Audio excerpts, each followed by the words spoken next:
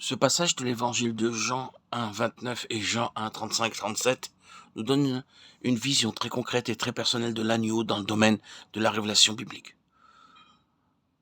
La première vision de l'agneau immolé dès la fondation du monde nous a ramenés en arrière vers les conseils de Dieu, lesquels furent préservés de toutes les contingences ultérieures, de l'éruption du péché et des forces hostiles.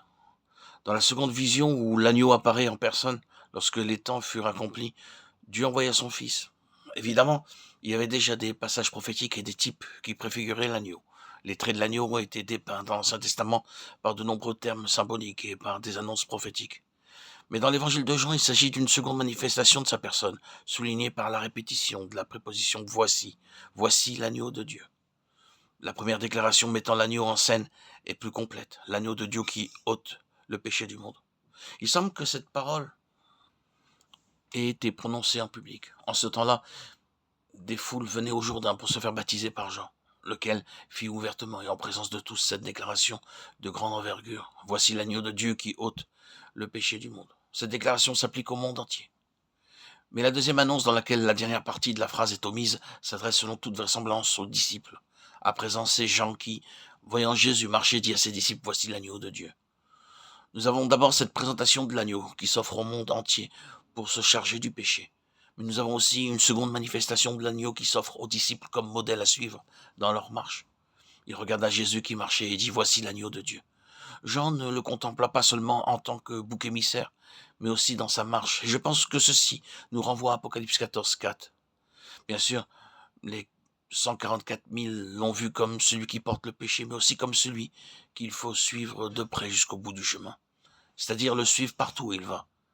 Quoi que nous puissions nous réjouir du premier regard et tressaillir d'allégresse en contemplant le Seigneur comme celui qui a porté notre péché, j'espère que l'on pourra aussi dire de nous tous que nous le contemplons comme Jean l'a contemplé le deuxième jour.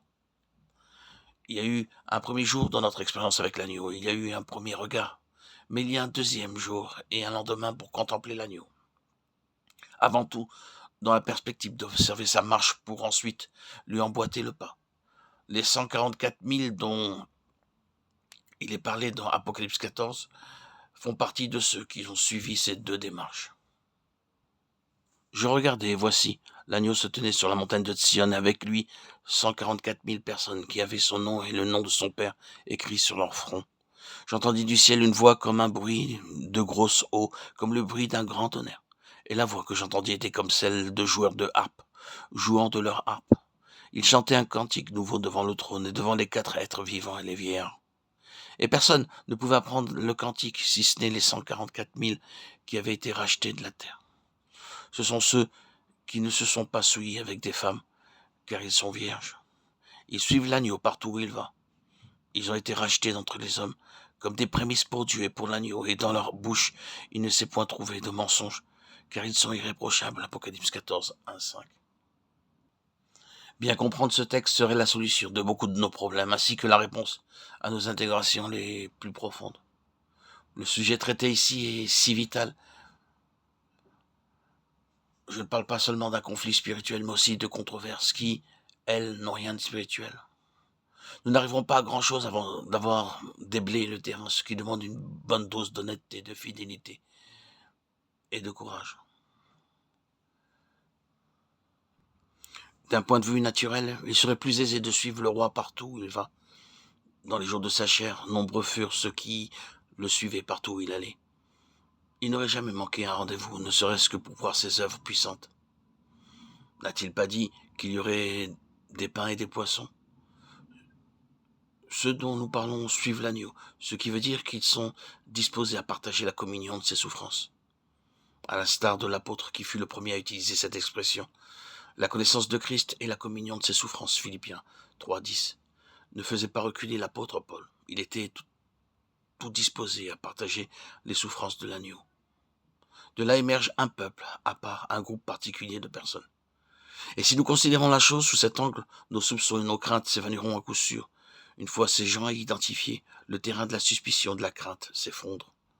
Tout devient parfaitement clair lorsque nous examinons cette question en relation avec tout ce qui est dit au sujet de l'agneau. Aussi nous faut-il envisager toute la parole de Dieu par rapport à l'agneau, afin de comprendre qui sont ces personnes et ce qu'elles représentent.